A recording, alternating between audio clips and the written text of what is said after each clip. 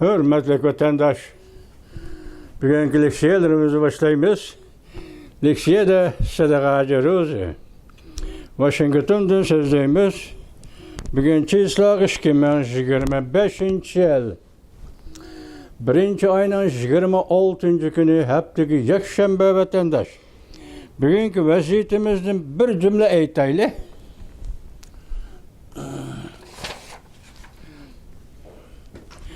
Bir cümle aytayli mundaq vaziyetimiz. Beijing, Xi Jinping karşılık görüşten vazgeçti. Amerikaga teslim buluşqa tayyorlik qildi. Ular qanday şekilde teslim buludu? Yoki deganlik, öyrü turib, teslim bulamdi qo'lini ko'tarib, va yoki shukunib o'ltirib, qo'lini ko'tarib, teslim bulamdi. Ular qanday şekilde teslim buludu? Qanday teslim buludu? Johnson'ca 1. ayının 26. günü YouTube. Bu kişi bundan attiganda yugurib chiqmaydi, hisob 2 saat burun. O'tirg'i chiqibdi, bu Yaponiyada bu kishi 36 minut ilgari. Yani bir o'qiydi, vatandosh anglab qo'ying, kechiring. Sizlar bizda vaqt degan bor.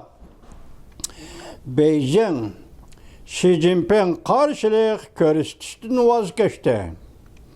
Amerikaga teslim bo'lishga tayyorlik qildi, undash. Ular qanday şekilde teslim bo'ladi? Savol belgisi. Qanday teslim bo'ladi? Savol belgisi. Johnson'ca 1. ayının 26. günü yota. Bugünkü vaziyetimiz cuma sizge topshirdik.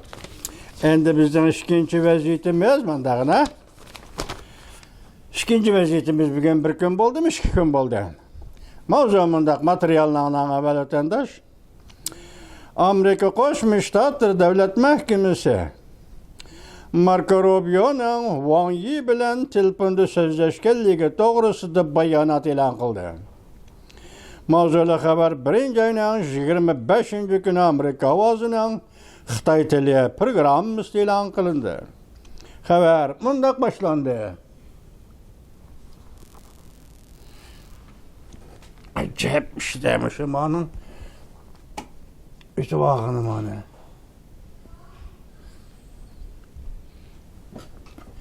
Haber mundaq başlandı vatandaşım.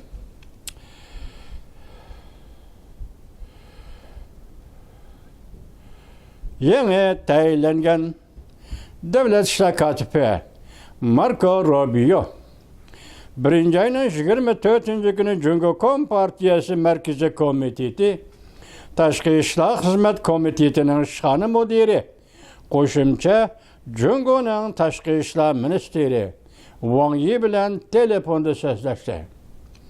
Amerika Qo'shma Shtatlar Davlat Mahkamasining bayonotchisi Tammy Browse bu munosabat bilan shu kuni bayonot e'lon qildi. Bayonotning to'liq tarjimasi tuvandikicha, ya'ni Xitoy tiliga tarjimasi. Endi biz onu Uyg'ur tiliga tarjima qilamiz tuvandikicha.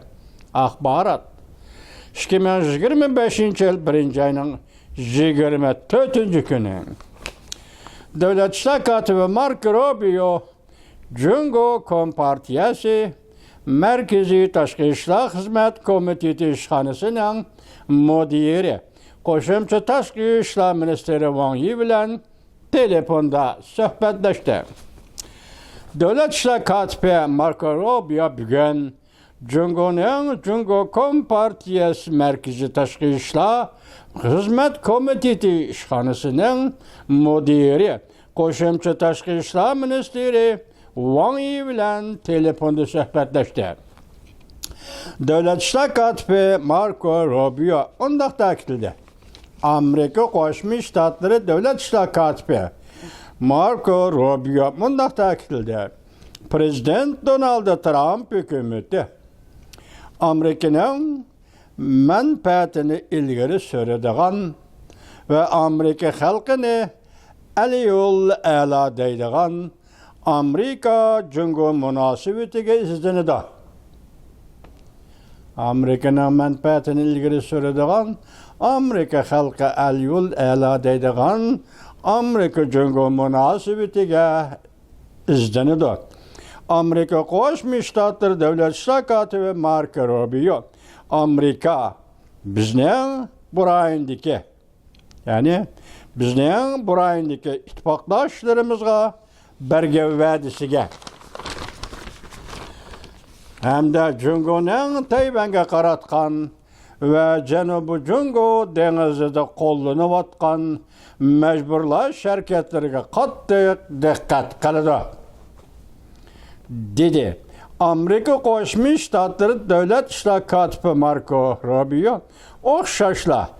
O'xshash darajalik Jungo amaldori bilan yana boshqa qo'sh taraflik, rayon xarakterlik va yer shari xarakterlik mavzularni muhokama qildi. Qo'sh taraflik, rayon xarakterlik, ya'ni yer shari xarakterlik mavzularni muhokama qildi. Buningda eg'izga elingani asosiy mavzu Tayvan masalasi. Tayvan mavzusi. Endi bu yerda sizlar rayon xarakterlik va yer shari xarakterlik degan bu mavzularni tasavvur qilsanglar bo'ladi vatandosh. Masalan, alayli Amerika Qo'shma Shtatlar davlat ishlar kotibligiga tayinlangan va 1-oyning 15-kuni Amerika Qo'shma Shtatlar davlat majlisi kengash palatasida xizmatga tayinlash va belgilash to'g'risida ochilgan guvohlik berish yig'iniga qatnashganda 1-oyning 15-kuni davlat ishlar kotibi Marco Rubio mundaq ko'rsatdi. Xitoyning kuchayib hozirgidek zo'r tahdidga aylanishini Amerikaning nurg'un jihatlarda onunga, yana Xitoyga yo'l qo'yishi keltirib chiqargan. Endi bugun Amerika Qo'shma Shtatlardan davlat ishlar kotibi Marco Rubio Xitoyning tashqi ishlar ministri Wang Yi bilan suhbatlashganda nima deydi? Masalan, Amerika bu davlatning manfaatini ilgari suradigan va shundaqla Amerika bu davlat xalqini al-yol a'lo deb biladigan Jungo Amerika munosabatiga yoki Amerika Jungo munosabatiga izlanamiz. Yadingizmi? Undan keyin andin qo'yilgan masala Tayvan masalasi. Tayvan masalasidan keyin rayonlar masalasi, xalqaro tartibdagi yana yer shari xarakterlik masalalar. Hozir bu yerda Amerika xalqini al-yol a'lo biladigan ve Amerika'nın davlat menfaatiga izlanadigan yoki mos keladigan Jungo Amerika munosabati. Endi siz yuqorida ko'rib o'tdingiz, boshda nima dedi? Hozirgacha Amerika Qo'shma Shtatlari hukumati yo'l qo'yganligi va ko'zini yumib olganligi uchun Jungo taraqqiy qilib yoki kuchayib mushu darajaga yetib keldi.